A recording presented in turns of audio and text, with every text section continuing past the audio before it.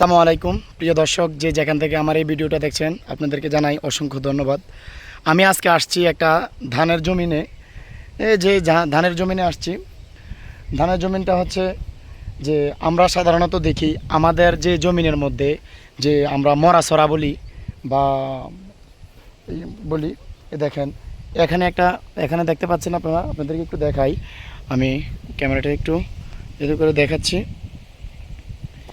এখানে হচ্ছে দেখেন মরাছড়া হয়েছে এই জমিনটার মধ্যে অনেকগুলা মরাছড়া রয়েছে। দেখেন এটা হচ্ছে মরাছড়া, দেখেন অনেকগুলা। আপনাদেরকে বলি এটা হচ্ছে যদি আমি আপনাদেরকে বলতে যাই, এটা আমরা দুটা কারণে হয়ে থাকে। একটা হচ্ছে মাজরা ফোকার কারণে হয়ে থাকে সাধারণত, আর একটা হচ্ছে হয়ে ব্লাস্টের কারণে হয়ে থাকে। এখানে অনেকগুলা মাজরা দেখেন, অনেকগুলা। একটা গোছার মধ্যে যদি এই পরিমাণ অর্ধেক আপনাদেরকে দেখায়, অর্ধেক পরিমাণ যদি আপনার মরা ছড়াই থাকে, তাহলে কি পরিমাণ আর ধান পাওয়া যাবে আপনারা দেখেন। আপনাদেরকে আমি দেখাই, দেখেন কি পরিমাণ আর ধান পাওয়া যাবে। আরেকটা গোছা যদি আমি হাতে নেই, দেখেন এখানে কতগুলা ধান, এখানে আর কি পরিমাণ ধান পাওয়া যাবে দেখেন। আর আরেকটা জিনিস আপনাদেরকে আমি দেখাচ্ছি, এই যে এই মরা ছড়াটা যখন আপনি হাতে নেবেন, আমরা এই মরা ছড়াটার ঘোরায় যাচ্ছি, বিষয়টা কি আমরা আজকে দেখব। মরা ছড়াটা এইগুলোর জন্য ব্যবহার করার লাগে অটোক্রপ কেয়ারের যে ট্রুফার নামে একটা ইয়ে রয়েছে, ওইটা আপনারা ব্যবহার করতে পারেন এই মরা ছড়ার জন্য। আমি এই মরা ছড়াটার আজকে উদ্ঘাটন করব। দেখেন এখানে আপনারা দেখতে পাচ্ছেন সবুজ পাতাটা হচ্ছে সবুজ, আর যে ছড়াটার হচ্ছে হলুদ হয়ে গেছে। এখন আমি যদি আপনাদেরকে দেখাচ্ছি, এটা যদি আমি টানতে যাই, সামনের দিকে টানি, দেখবেন অটোমেটিক্যালি চলে আসবে। দেখেন কিভাবে চলে আসছে, দেখেন কটুক চলে আসছে। এরপরে দেখবেন গোড়ার মধ্যে কি পচন রোগ একটা দেখা যাবে। দেখেন আমি বের করছি, পুরোটা বের করছি। দেখেন আপনাদেরকে দেখাই, দেখেন এটা কি হয়েছে। দেখেন এখানে দেখতে পাচ্ছেন, এটা হচ্ছে হোলি মাজরা আমরা যাই বলি, হোলির কারণেও হয়ে থাকে, আবার হচ্ছে আপনার ব্লাস্টের কারণেও হয়ে থাকে।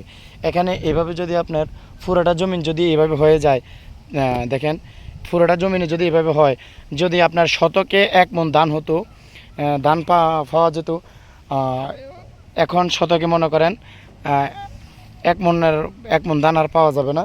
এখানে 20 কেজি ধান পাওয়া যাবে। আর পাশের একটা জমি রয়েছে, আপনাদেরকে আরেকটা জমি দেখাচ্ছি। পাশের আরেকটা জমির মধ্যেও ঠিক সেম কোয়ালিটির, সেম ক্যাটাগরি। দেখেন দেখা যাচ্ছে যে এখানে মরাছড়া রয়েছে পুরো জমি ধরেই। দেখেন পুরোটা জমির মধ্যে অনেকগুলো মরাছড়া। আমরা একটা কাজ করি কি, আমরা 400-500 টাকার কারণে হয়তো বা আমরা ওষুধ ব্যবহার করি না। আপনার 1 কানি জমির জন্য যদি আমরা 300 টাকা ব্যবহার করি, সুতরাং আমাদের অনেকগুলা ফলন পাওয়া সম্ভব। 1 মণ ধানের দাম আজকে কত হতে পারে আপনি দেখেন, 1 মণ ধানের দাম হতে পারে এখন 1200-1300 টাকা। আর আপনার পুরো জমিনে অন্তত আপনি যদি দেখেন অন্তত 20 মণ ধান, আর না হোক 15 মণ ধান তো আপনি বেশি পেতেন। দেখেন 15 মণ ধান হলে তো বেশি পেতেন, কিন্তু আমরা আসলে টাকার দিকে লক্ষ্য করলে, টাকার দিকে তাকাই, কিন্তু আমরা আসলে ওষুধের দিকে তেমন একটা তাকাই না। দেখেন মরাছড়াটা কি, মানে ফলন পাওয়ার সময় যদি এমন একটা হয়, তাহলে তো আর আসলে সহ্য করাটা খুবই কষ্টকর, এগুলো মেনে নেওয়াটা অনেক কষ্টকর হয়। এখানে এই জমিনটার মধ্যে আছে, পাশে আরেকটা জমিন আছে, দেখেন এই জমিনটার মধ্যে হয় একটা হচ্ছে লিপ ব্লাস্ট আর হচ্ছে নিক ব্লাস্ট। এই সাধারণত এই রোগটা থেকে আমাদেরকে মুক্তি পেতে হলে যে কাজটা করতে হবে, যখন ধানের আমরা রোপণ করার সময় 30 থেকে 35 দিনে একটা স্প্রে করা লাগে। আর যখন ধান গর্ভে আসে তখন আর একটা স্প্রে করা লাগে। যখন ধানটা গর্ভে আসবে তখন আর একটা স্প্রে করা লাগে, 2টা স্প্রে। আর যখন ধান 5% বের হবে, শীষ থেকে 5% বের হবে, তখন আর একটা স্প্রে করা লাগে। এই 3টে স্প্রে যখন আপনি ট্রুফারটা করবেন, তখন আপনার ব্লাস্ট জাতীয় কোনো রোগে আসবে না। পার্শ্ববর্তী জমিতে দেখবেন আপনার পাশে যতগুলো জমি আছে সবগুলোর মধ্যে আপনার ভালো আছে, কিন্তু আপনার ক্ষেত্রে ভালো নেই। আর যখন আপনি স্প্রে করবেন আপনার জমিটা ভালো থাকবে, পাশে যারা স্প্রে করে নাই তখন আপনি ব্যবধান বুঝতে পারবেন। আরেকটা কথা হচ্ছে, যখন আপনার 40 শতক জমির মধ্যে আপনি 35 মণ ধান পেলেন, যদি আপনার ট্রুফারটি ইউজ করেন বা মনে করেন এই জাতীয় কোনো কিছু ইউজ করেন, আর যদি মনে করেন এটা আপনি না ইউজ করেন, তাহলে আপনি 20 মণ 25 মণ ধান পাবেন 40 শতক জমিনের মধ্যে। তো আসলে আমাদের 300-400 টাকার দিকে আমরা না তাকাই, আমরা এই জিনিসটা করাটা আমাদের খুবই উত্তম আমি মনে করি। দেখেন এগুলা মানাটা খুবই কষ্টকর। আর পাশে আরেকটা জমিন আছে, দেখেন কি পরিমাণ ধান হয়েছে, মাশাআল্লাহ আলহামদুলিল্লাহ। দেখেন পাশে আরেকটা জমিন আছে, কি পরিমাণ ধান হয়েছে দেখেন, এখানে অনেকগুলো ধান হয়েছে দেখেন, খুব সুন্দর ধানগুলা।